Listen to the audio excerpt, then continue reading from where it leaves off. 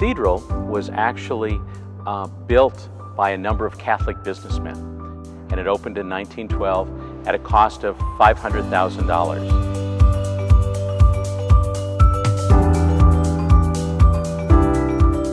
In 1998, the East Tower was struck by lightning. The West Tower was struck by lightning in 1912, the year it was opened, and so there have been lightning repairs on both of those towers.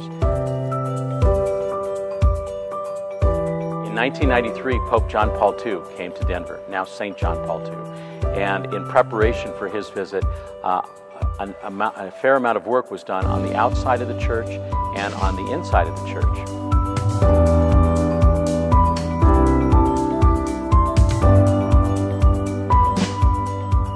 Most recently, between Sunday Masses, one of the grape clusters over the front door, which was our holy door, fell.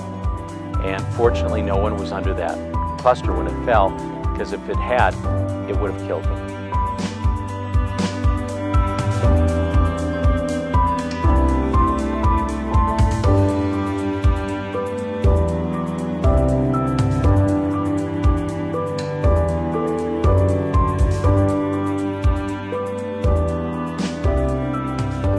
We have about 140 visitors every day who come in because of the world-class architecture.